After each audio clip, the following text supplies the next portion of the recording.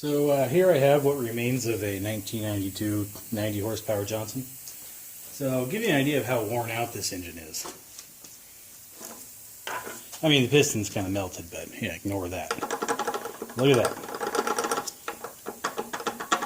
That's funny. But then we look at the rest of them. Put it up here. See the play in there? Play.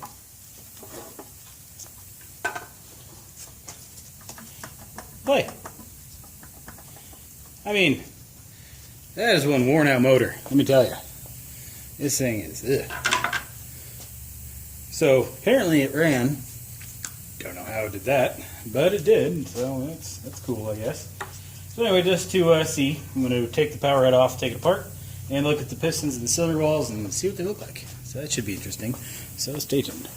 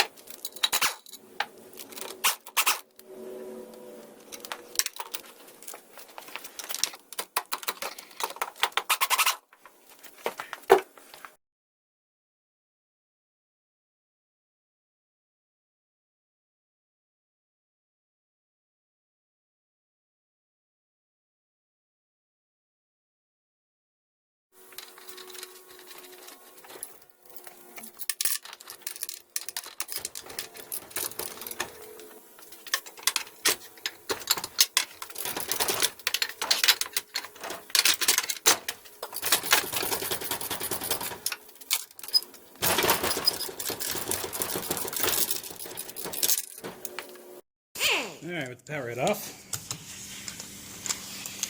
I'm going to get the right size bolt, pull the voltage regulator out.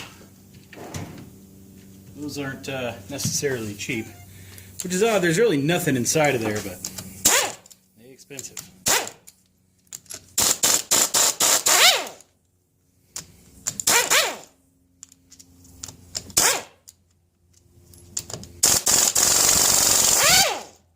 First broken bolt to the motor. That's new. Oh well. I have a spanner wrench attached to the non-broken bolt holes, so in theory, I can use that to twist it loose and out of there. See how that's done? Nice little tech tip. This thing on its back here. Got to undo the top bearings. Let me change the camera a little so you can actually see what I'm doing. But bottom's pretty easy.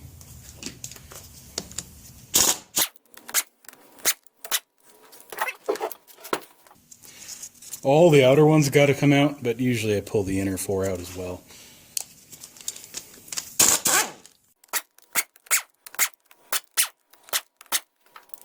Those are a 5/16 usually. So, gotta change up my tool end a little. And they're not 3/16. Great. Now that was a waste of 30 seconds. Well, maybe they're not 5/16. Hey, who cares? That's all you really need to do for that. Now we could pull the studs out, which I probably will, just so they're not sitting on the bench digging in and ruining my carpet. Yeah, I really shouldn't be worried about my carpet. It's long destroyed, but you know, whatever. So these are 5/16 and then 24 threads per inch. So 5/16-24 is usually how they're advertised. So all you really need to do, put a nut on the bottom. Put another nut up top. Then using 2 wrenches, tighten them together. Then using the bottom nut, you can twist it out. Now if you notice that stud's bent, so that's kind of unfortunate. It needs to get replaced before you reinstall. Usually that happens when you take the power head out.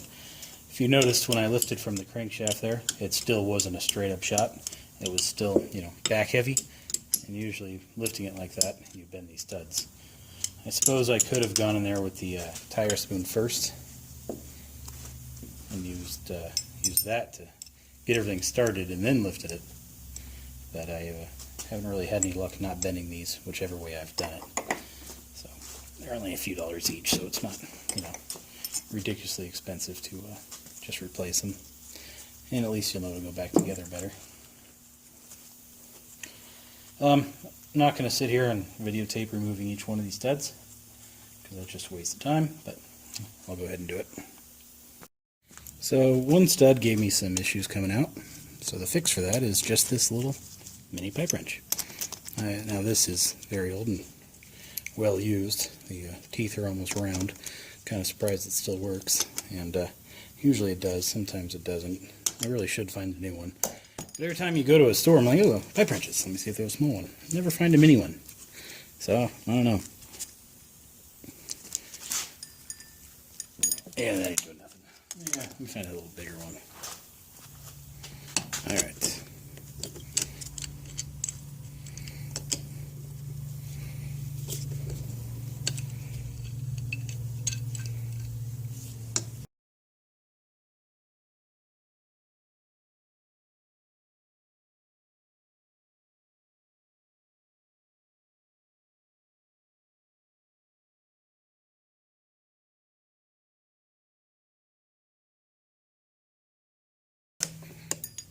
Come on, pipe wrench, grab. What's wrong with you?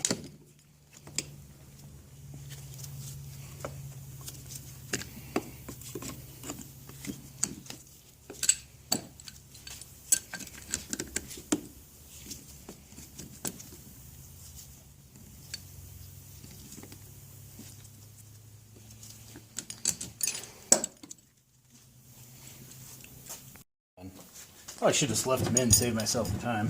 Whatever. Well, now we can rotate this up. We got bolts all the way around, and then the big guys in the center. What I'm looking for is the taper pins. There's one right there. And I don't see any others. Usually there's two, though, so that's weird. Anyway, looks like we have one taper pin. So, I'll hammer that out real quick.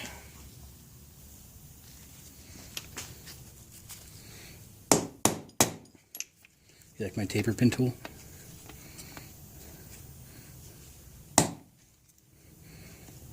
It's not working, but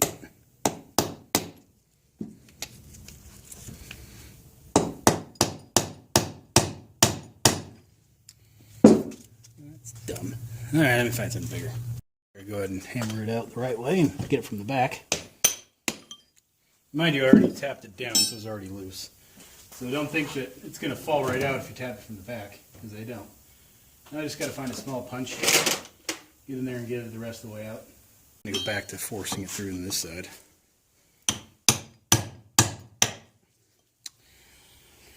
Yeah, I'm just going to take it off. I ain't going to deal with that all day. Let's pry the halves apart. That'll work, right? There's the throttle stop right there. That's going to be in our way, so I'm going to pull that out.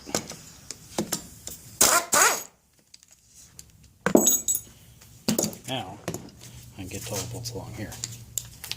I can use the butterfly wrench for that. I use the actual impact. Speed things up a little, a little more power.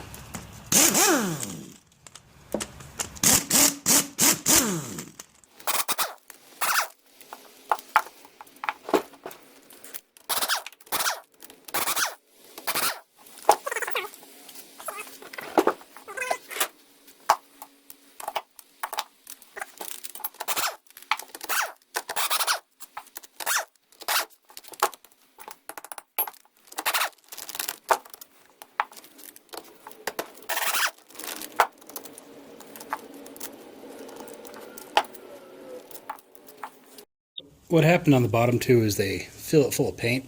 So you kind of got to hammer the socket in there, and then it's just not fun to get it out. But anyway, all the big ones are out, all the little ones are out, so in theory this thing is ready to come apart. So I'm going to use the outboard mallet, smack it here. Hopefully that'll crack it open. Which it did. Now I can go in there. Now you're not supposed to do this, but I ain't putting this motor back together. I'll just get a flathead and use that to pry it the rest of the way open. My taper pin. Holding the whole process up. Anywho, so that's part.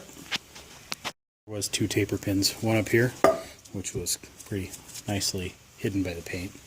Let me smack it out a little so you can see where it was. See it? So, it's actually some really thick paint. But anyway, now's a good time to take the pistons out. We need a socket. Part number's right there. And that gets into here. Now, you don't need to buy the special socket. All this is a 5/16, I believe. Yeah, it's a 5/16 12 point. But it's a 3/8 drive, and it really tapers down, so it fits in there, perfectly. Although it is the recommended tool to use for it, so obviously it should fit, but anywho, that's what you need for that.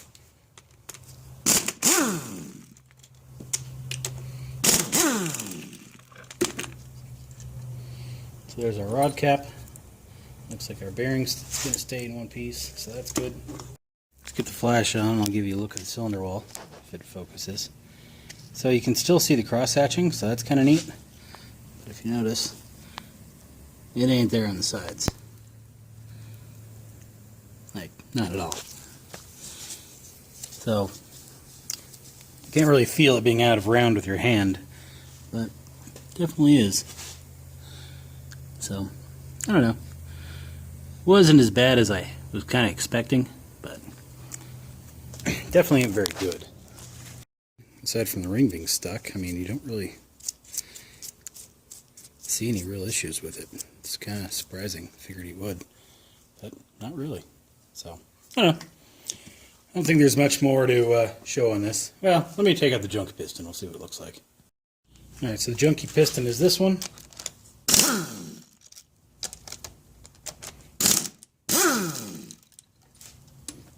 Get that out of there.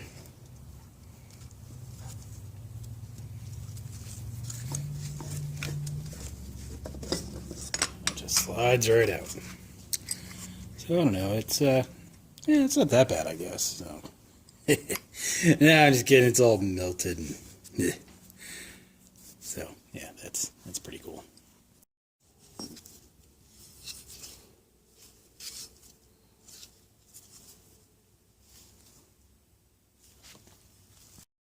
Well, I got all the pistons out. Let's go ahead and pull the crank now. I'll leave the rollers on for now. It doesn't really seem like that one's any good. It does it. Nah, it's just hitting the top. That's fine. Alright, let's get this thing out of the way. This is our junky cylinder. Can't really seem to get a good view of it on camera, but it pretty much matches what the piston looks like. It's pretty done for. Now, see the comparison to the two? Nice, pretty shiny, gray.